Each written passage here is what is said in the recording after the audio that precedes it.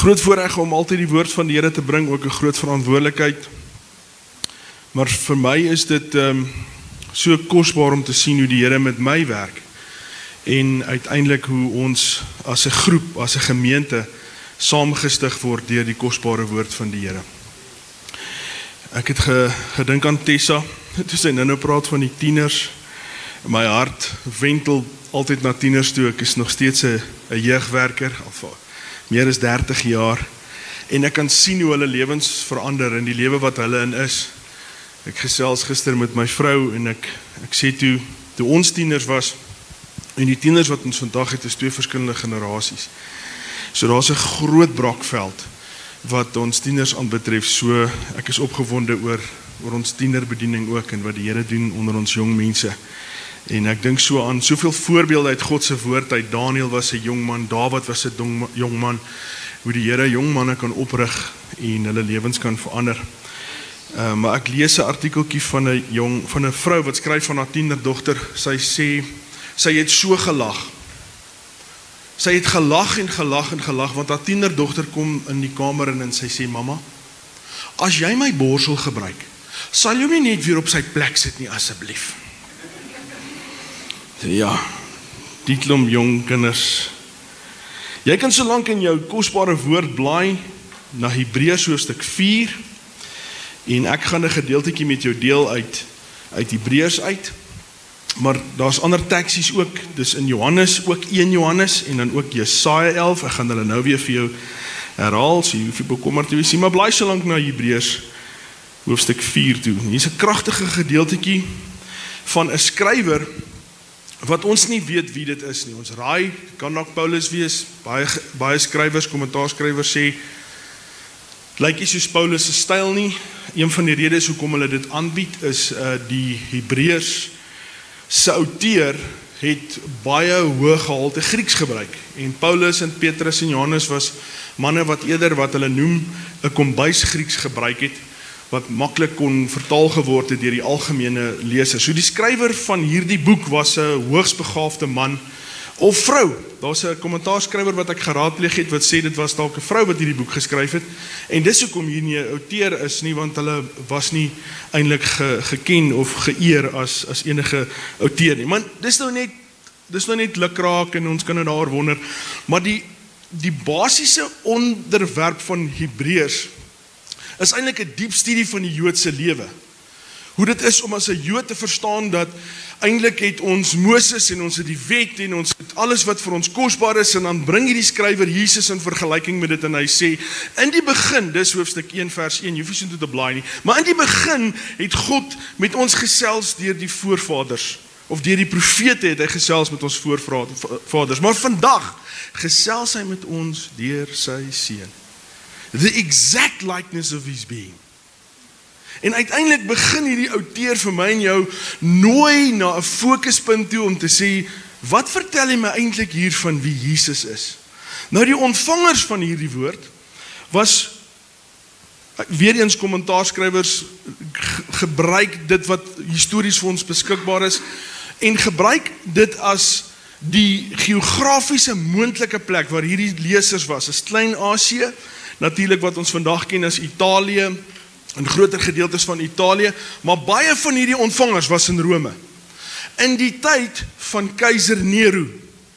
Nou keiser Nero was gek, hy het die Christene gehaat, en hy sou inteendeel om sy troon of sy posisie te beskerm, 'n groot gedeelte van Rome aan die brand steek, en die Christene daarvoor blameer, net om in sy politiese pos te bly.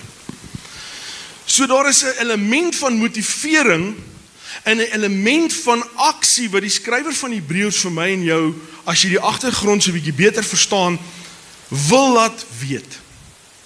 Daar was 'n rede hoekom hy geskryf het, dat hulle moet verstaan wie Jesus is. Daar is 'n rede hoekom ons in hoofstuk 4 leer van wat hy sê, daar was 'n rus wat God aangebied het vir die volk, maar hulle het nie ingegaan nie, want hulle het nie na sy woorde geluister nie.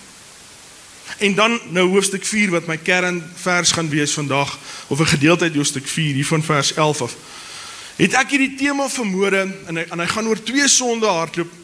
Ons doen deel 1 vanoggend, en volgende week doen ons deel 2, En die tema is die beoordelaar.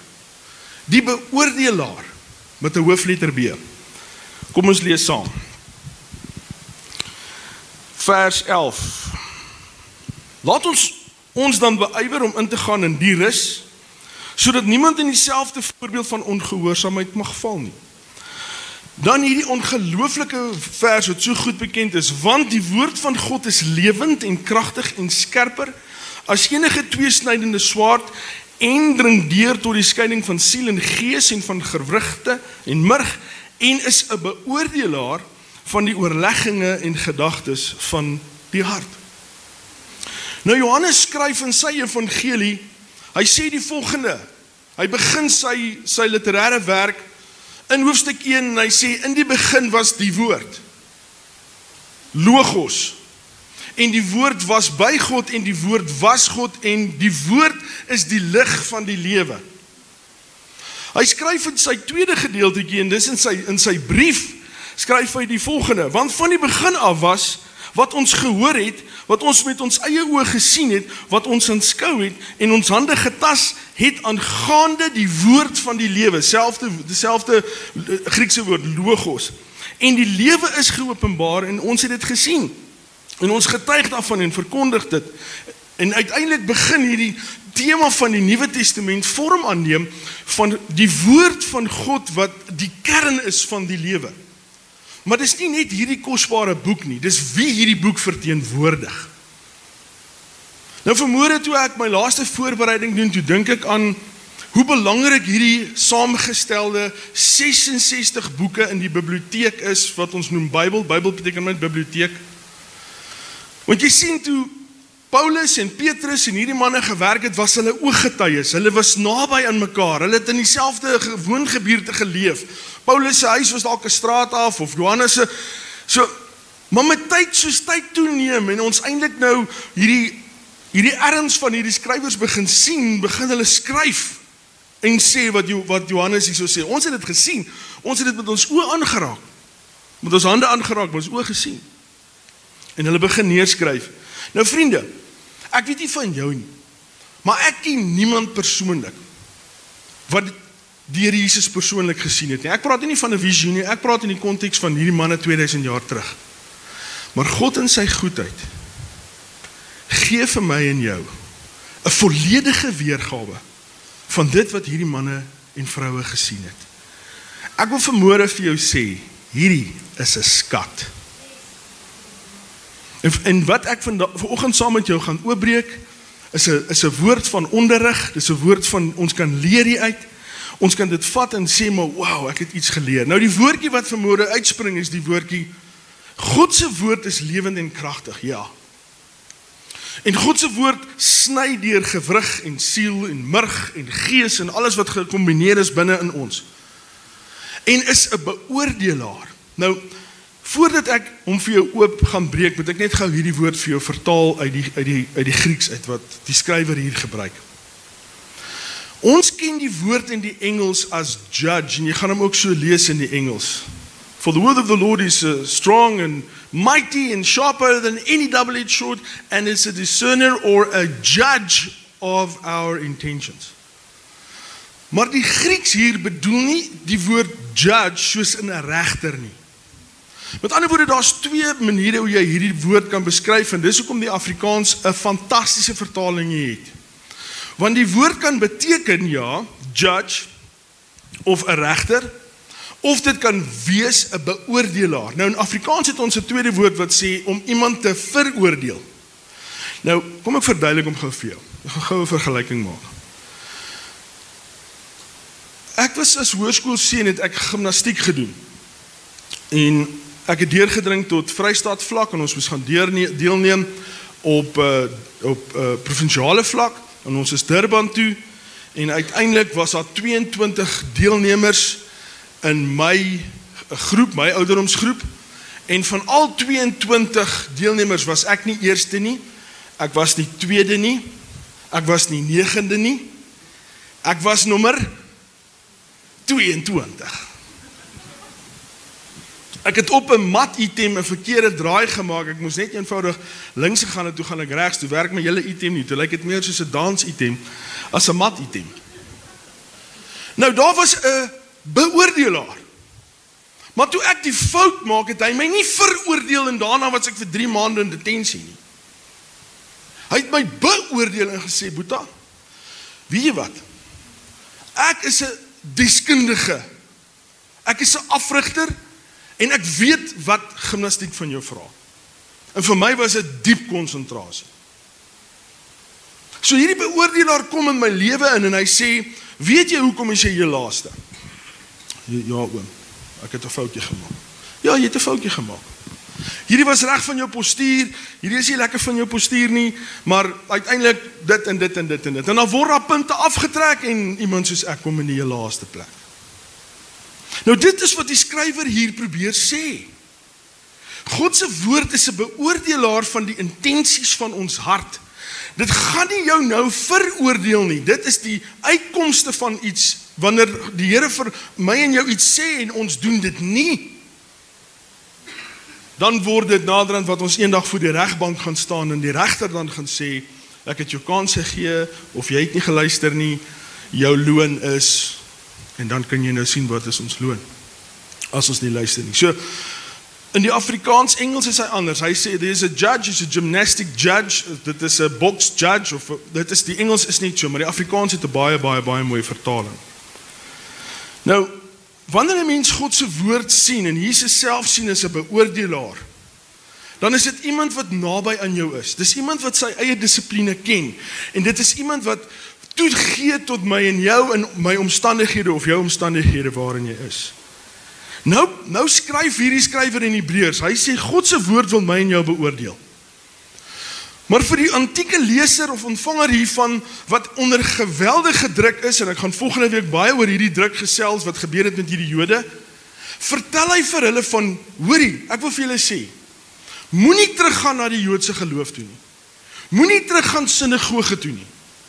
Want God is jou beoordelaar, hy wil vir jou 'n punt gee uit 10, as dit nou so verduidelik kan word. En hy gebruik taal om te sê, Jesus is groter as die engele. Gaan lees dit in hoofstuk 1, Hebreërs. Jesus is groter as Moses. Jesus is groter as die wet. Hy is beter as die hoëpriester. Inteendeel, hy is die volmaakte hoëpriester. En die leser kon hiervan 'n baie duidelike besinning maak om te sê, weet jy wat? My fokus moet wees Jesus. En hy skryf dit ook in hoofstuk 12. Hy sê, run the race with your eyes fixed on Jesus. Maar hy het net voor dit in hoofstuk 11, die bekende geloofshoofstuk, vir hulle gesê, we are surrounded by a cloud of supporters. Die geloofshelde wat nooit Jesus gesien het nie. So die beoordelaar kom in en hy sê, jong, ek wil jou help. Nou 'n baie interessante ding van God se woord is dat die metafore wat die skrywers gebruik soms so gelaai is met betekenis. Byvoorbeeld, hoekom sal die skrywer praat van 'n tweesnydende swaard en nie 'n enkelsnydende swaard nie? Nou vir ons as studente, ons kry 'n gevoel, 'n begeerte van ons gaan nou begin krap. En dan bring ons materiaal nader en uiteindelik kom jy agter dat die swaard van hierdie dag was die Romeinse swaard, wat ook genoem was the Darius. Dit was die swaard wat die moderne wêreld van hierdie dag, 2000 jaar, in orde gehou het. Hy was nie 'n lang swaard nie, inteendeel, hy was baie kort eintlik. En omdat hy so kort was, was hy baie maklik hanteerbaar, en hy was geweldig dodelik. Tweede ding wat ek vind, is Jesus se naam in die Hebreërs, het 'n dubbele betekenis op een van die letters van sy naam. Nou ek gaan nie in die diepte ingaan nie, dis geweldig interessant, maar nie vir vandag nie.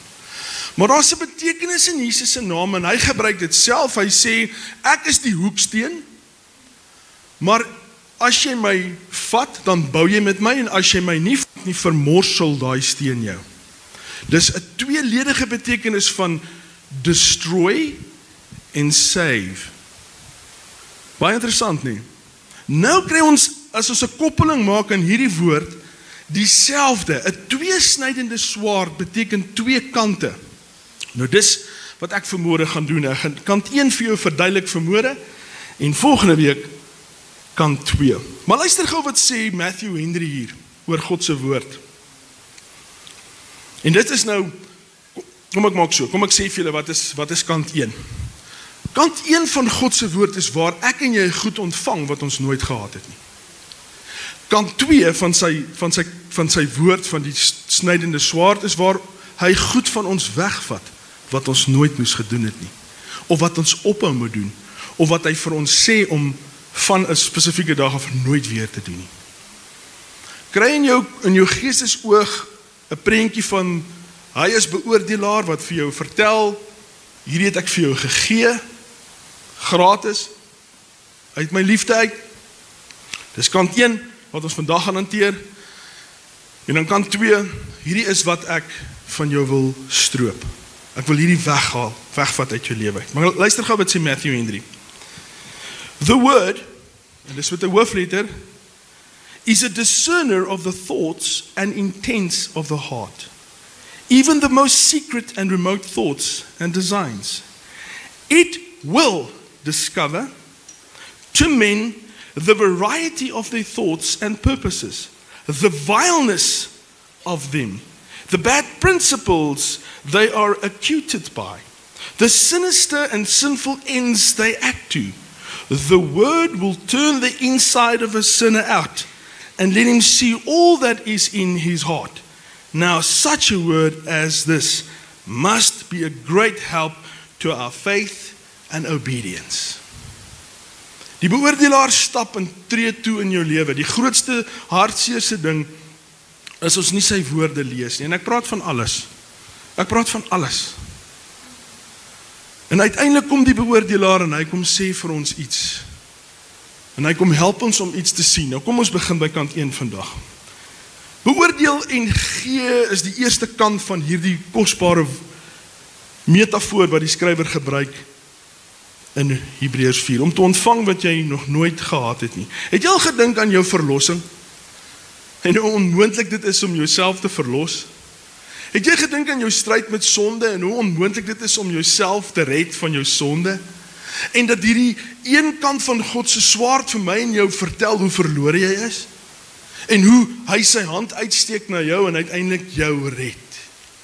Romeine 5 vers 8 sê dit so mooi. Hierin het hy sy liefde aan ons bewys, deur vir ons te sterf, toe ons nog sondaars was. Nou vriende, ek gaan hierdie ook vir julle illustreer met 'n storie. Ek is gebore met 'n defektiewe linkeroor. Inteendeel so erg dat hy is eintlik heeltemal doof gewees of heeltemal toe. En as jong seentjie was ek nou baie soet gewees. My ma en my pa het regtig geen probleme met my gehad nie. Die probleem was net ek het hulle nie gehoor nie. So ek was geweldig stout. Ek het alles opgeklim en alles opgeëet en alles afgebrand. Maar 'n baie skerp grondslagfase onderwyseres. Hulle is goud werd, hierdie onnies. Ek kry so jammer vir hulle. Hierdie stelsel maak hulle klaar, maar anyway, dis sommer net off the topic. 'n grondslagfase onderwyseres kom agter. Sy staan langs my en dan roep sy my naam en gaan ek net aan met my klei. Kom sy nader. Sê my naam, ek hoor niks, want daar's niks. Stap sy om na my tafel toe, praat sy hierdie kant, ek kyk ook om, hier's die juffrou langs my. En sy en my ma gesels en hulle begin aan in die hoof betrek en uiteindelik kry ons baie goeie advies. Ons moet na 'n oor, neus en keel spesialist toe gaan. Nou dis in die 80s, 1981. 82, ek was so 7 jaar oud. Miskien 83, ek kan dit nie presies onthou nie. En my ma word geadviseer op een van die beste dokters, Dr. Callaghan. Hy's 'n oor, neus en keel spesialist in Pretoria. Al wat ek onthou is ons gaan Pretoria toe. Ek het nie geweet waar dit was nie. Al wat ek weet is ek kon die nag nie slaap van opgewondenheid nie. Ek onthou ons in Pretoria inry en al wat 'n Vrystaat kind van die Kroonstad sien is hierdie geweldige groot geboue. En al wat ek dink is, hoe klim 'n mens hierdie goed? My ma probeer my stilhou in die lift soos ons opgaan, maar ek wil net heeltyd die ding skud. Ons kom in 'n kantoor in en alles maak so oop, is pragtige houtkantore, ek onthou dit nog so uit my kinderdae uit. En ons beland in 'n kantoor wat pragtige houtwerk ingehaat het, ek onthou hoe sag was die mat, en ons het op groen leerstoele gesit. En hier sit hierdie man oorkant die tafel en hy begin met my ouers gesels. Hy sê, ja, wat is dit? Dit is die verslag van die onderwyseres, dit is wat ons gekry het by ons lokale dokter. Hy sê, ja nee. En kom ons begin die man ondersoek. En hy kyk in my linkeroor, kyk in my regteroor, en hy begin my assesseer. En hy sê toe vir my ouers, goed, hy gaan net 'n spesifieke diagnostiese ding doen, en hy loer daar na my ore op sy masjiene, en hy sê uiteindelik toe vir my ouers, hy het baie slegte nuus vir hulle. Leon se oor het nooit reg ontwikkel nie. Daar is nie 'n aandbeeld nie. Jy weet mos in jou oor is almos 3 beentjies. Die aandbeeld, die stiebeel en die hamertjie. En daai 3 beentjies werk nie met mekaar nie, inteendeel, daar is nie eers 'n anvil nie, daar is nie eers 'n aandbeeld nie. So daar's geen vibrasie na die oor toe, na die middeloor toe nie. So hy hoor niks reg nie, hy hoor wel soos wow. Dis al wat hy hoor, want daar's nie die ritmiese geklop van hierdie belangrike beentjies nie. So ons gaan ingrypende werk moet doen. En natuurlik was my ma verstom, my pa het sleg gevoel en my vir haar gesê, hoe weet jy dat ek die man nie pak slaag gegee en het hy my nie eens gehoor nie? Ja, laat dit vir jou 'n les wees. Dit is omtrent 'n tydperk van 3 weke is alles opgestel, ons is weer in die hospitaal, nou gaan daar geopereer word, en ek onthou hoe hy met my praat en my kalm hou, en uiteindelik vir my ouers sê, nee, ek en 3 ander professors het alles beoordeel, en ons gaan 'n gedeelte uit sy kraakbeen uithaal, en dan gaan ons hom herbou en oorbou. So ons is 'n span van 4 wat gaan werk op julle seun se oor. In die operasiesaal, ek onthou alles was so groen om my, het hy vir my gesê, jy gaan nou lekker slaap, en as jy wakker word, dan gaan jy mooi kan hoor. En ek onthou die narkotiseer het vir my gesê, hoor die Boeta, as jy 'n sterk mannetjie, ek sê, ja, ek is baie sterk ook. Baie sterk. Kan ook nie hoor nie, maar ek is baie sterk. Hy sê vir my, jy moet tot 10 tel. As jy tot 10 kan tel, gee ek vir jou iets baie lekkers om te eet. Jo, en ek dink myself, hierdie challenge moet ek wen. Maar daai sê, jy kan nie daai challenge wen nie. Ek onthou ek het tot so 1, was ek weg. Ek word wakker met geweldige pyn in my oor. Alles is so toe, alles is omgedraai. En Dr. Callaghan kom na ons toe, na my ouers toe in die hospitaalkamer. En hy sê vir hulle die volgende, ek het vir julle baie goeie nuus. Ons het hom gereeds getoets in die operasiesaal. Die aandbeeldjie wat ons ingebou het en die hamer en die stiebeel vibreer. Hulle raak mekaar. So hy behoort van 9, dalk 5% gehoor tot 65% gehoor terug te hê. Maar sien my oor 2 maande, hou net die oor skoon en alles. Nou my ouers ry daar weg. Nou my ouers dien die Here tot vandag toe nog, daai dit ook. En wat hulle doen is, hulle sê vir mekaar, is die Here nie goed nie? En vriende, dis kant 1 van sy swaard. Hy gee vir my en jou wat jy nooit gehad het nie. Jy het nie verlossing gehad nie. En met hierdie fyn swaard opereer hy vir my en jou en bewerkstellig vir jou 'n skoon, rein hart.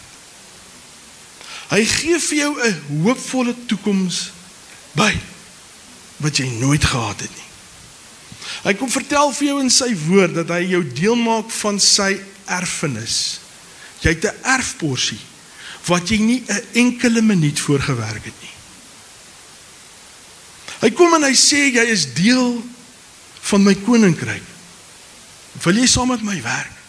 En hy gee vir jou 'n doel en iets om betekenisvol vir hom te doen. Jy kon dit nie op jou eie gedoen het nie. Hy gee vir jou vriende en vaste verhoudings. Dis wat julle vandag ervaar. Miskien dink jy het gewerk vir dit, en dalk het jy. Ons kan werk in verhoudings. Maar jy ontvang oorvloedig en onophoudelik uit God se woord uit. En wie wanneer ek sy woord lees, dan herinner hy my aan hoe hy my verlos het, hoe hy vir my 'n nuwe lewe gegee het, hoe hy my skoon gewas het van sonde, hoe hy vir my 'n beskutting geword het, 'n hulp, en uiteindelik begin ek hom aanbid en sê, dis waar, die Here Jesus is beter as engele. Hy is beter as Moses. Hy is beter as die wet, want hy die wet kom vervul. Hy is beter as enige hoëpriester wat kon geleef het, want hy is die hoëpriester wat vir my sake intree, en uiteindelik namens my toetree tot my saak. Vriende, ek en jy het vermoere geweldig baie, wat ons nie voorgewerk het nie. Dit is vir 'n jong seun van 8 jaar, fisies en menslik onmoontlik, om sy eie oor reg te maak. Ek sal meer skade doen as wat ek reg maak. Jy het 'n deskundige nodig. Jy het 'n beoordelaar nodig, wat omdat hy weet, vir jou in jou lewe kan inkyk en sê, ek wil jou help. Ek wil vir jou raad gee. Ek wil vir jou 'n nuwe gehoor gee. Ek wil vir jou 'n nuwe lewe gee. En so gaan dit aan en aan en aan. En ek sê so, Here, ek maak 'n lys, ek sê, Here, my redding. Ek onthou 5 Maart 95, dit sou hierdie maand 30 jaar terug wees. Het die Here my lewe verander. Hoe kosbaar is ons redding nie, vriende? Hoe kosbaar is daai gevoel van vrede in jou hart, wat jy weet jy's reg met die Here? Wat kan dit vervang? Jou reiniging en jou geregtigheid voor hom. Die Here sê in sy woord, salig is die wat rein van hart is, want hulle sal God sien. Hy gee dit vir jou, jy moet dit natuurlik hou en beskerm. Hy gee vir jou lewe. Hy gee vir jou sy kosbare gees. Vriende, dis 'n groot gift wat ons gekry het. Dis hoekom die apostels en die profete gesê het, dis 'n genade gawe van God. Dis 'n geskenk, sy kosbare gees. Hy is die een wat hom oor ons ontferm. Hy verkoop ons, hy lig ons op, hy herinner ons aan Jesus. Vriende, dink na hierdie woord. As hierdie woord klaar in jou hart geval het, dink aan dit wat jy ontvang het van ons kosbare meester. Dink aan dit wat jy vandag het as gevolg van ons Heiland se werk in jou lewe. Hy het gesny in jou hart met 'n sterk, kragtige swaard tussen murg en gewrig, siel en gees, en hy het vir jou kom gee wat jy nooit gehad het nie, en wat jy nooit uit jou eie sou kon kry nie. Uiteindelik sit ek en jy en ons vra vir onsself die vraag af, wil ek nie so meester dien nie? Wil ek nie so iemand naby my toelaat nie? Vriende, my uitnodiging en my respons aan dit was, van hom wil ek alles weet wat ek kan. Jesaja 11 skryf die volgende. Nou Jesaja was 'n baie kragtige profeet. Die Here het hom geweldig gebruik. En Jesaja was baie vernuftig om messiaanse profesieë neer te pen. Jesaja is baie bekend vir Jesaja 53, eintlik van Jesaja 40 af, maar Jesaja 53 is baie bekend van die onderwerp van die lydende Messias, die een wat vir ons sonde sterf en deur sy wonde daar vir ons genesing gekom. So Jesaja is 'n skrywer gewees wat messiaanse taal verstaan het. Hy skryf die volgende. Dis Jesaja 11, vers 1, as jy dalk 'n notaatjie wou gemaak het. Maar daar sal 'n takkie uitspruit uit die stom van Isaai. Dis natuurlik Dawid se pa, en 'n loot uit sy wortel sal vrug dra. En op hom sal wees die gees van die Here, die gees van wysheid en verstand, die gees van raad en sterkte, die gees van kennis en van die vrees van die Here.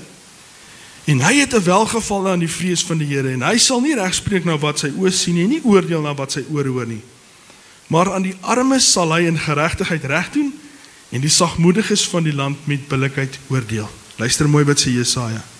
Hy sê, maar hy sal die aarde slaan met die roede van sy mond. Die Here Jesus het 'n geweldige vermoë om in my en jou lewe in te spreek. En dis 'n duidelike beeld reg deur die Ou Testament, duidelik onderstreep deur die Nuwe Testament. Jesus is nie 'n gewone geskiedkundige karakter nie. Hy is holy, holy, holy, our God Almighty. En ek daag jou uit om sy woord weer net te lees. Maak 'n lys. Skryf neer waarvoor jy die Here wil dankie sê. En vir hom net sê, Here, dankie vir jou redding. Jeremia 11 is so kosbare vers 29 wat sê, ek het jou 'n hoopvolle toekoms gegee. Nie dat jy moet swaar kry nie, dis kruistaal daai, dis messiaanse taal daai, sodat jy kan weet, jy hoor wat hy vir jou sê, want hy wil dit vir jou gee, hy wil. Kom ek sluit af. Die 2 maande is verstreke, ons is terug op pad Pretoria toe. Ek is baie opgewonde, want al die verbande en die pleisters en al die dinge is uit. En ek hoor die interessantste goede. Ek ry in Pretoria, en die keer wil ek nie die geboue klim nie, want ek kan nie glo alles wat ek om my hoor nie. Nou daai jare was daar nie taxi soos vandag, wat tweet, so gaan hulle gaan wilde kere daar in Pretoria. Maar ek hoor die interessantste geluide. Ek skud nie weer die huisbak nie, want ek luister na hom, soos hy zzz. En ek hoor daar's musiek in hierdie huisbak. Vervelige musiek, maar daar's musiek in dit. Ek stap in die kantoor met die sagte mat en die hout pragtig om my en die groen leerstoele, en ek hoor wat om my aangaan. Dr. Callaghan groet ons baie vriendelik en hy sê, kom ek kyk na jou oor. Hy het my na beet en hy loer en hy sê, ja nee, alles lyk mooi. Alles is gesond. Hy gaan sit agter sy tafel, haal so 'n lang pragtige pen uit en skryf daar, weet ek nie wat, nie seker suksesvol of afgehandel of wat ook al. Hy maak die filetjie toe en hy sit sy pen so terug en hy sê, papa, mama, ek wil vandag vir julle sê, dat Leon het nou 'n bioniese oor.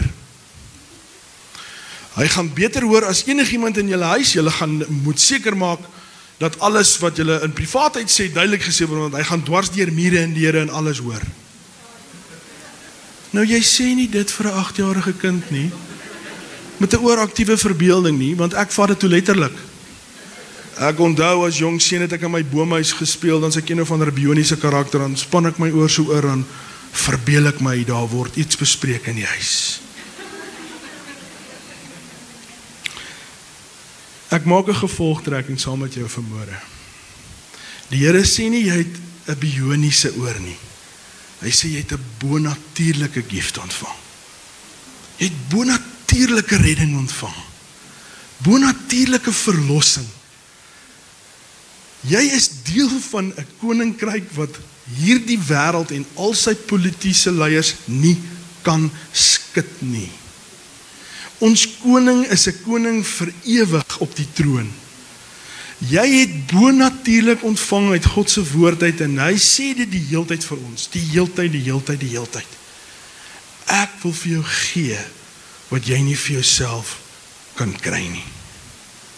Kom ons sluit ons oë. Here, baie dankie vir u kosbare woord. Dit vul ons met soveel begrip van wie u is en hoe u is met ons. Dankie Here vir hierdie ongelooflike waarheid dat u vir ons toevoeg en dat u vir ons wil gee wat ons nooit op ons eie kon kry nie. Dankie dat u ons vul, dankie dat u ons help. Gee ons 'n diep begeerte na u woord om dit te lees, om dit deel van ons harte te maak, om alles wat daarin is rakende veral u te soek en in ons harte te bære. Want dit is bonatuurlik, hierdie woord is bonatuurlik. So dankie dat u ons herinner en dankie vir die skerp magtige tweesnydende swaard wat sny en ons herinner. Help ons ook, Here, in hierdie week, ook as dit U wil is, as ons volgende week gaan gesels oor kant 2, die kant wat verwyder, seker die moeiliker kant vir ons, Here, want nou moet ons ore oopmaak en luister, wat is dit wat U vir ons sê ons moet doen? Maar dankie vir kant 1, wat 'n duidelike demonstrasie is van wat U wil doen en kan doen. En ons ontvang dit, ons sê dankie, Here, vir U woord. Dankie vir die bonatuurlike gawes wat U vir ons gee. En help ons om dit te soek en aanhou te soek.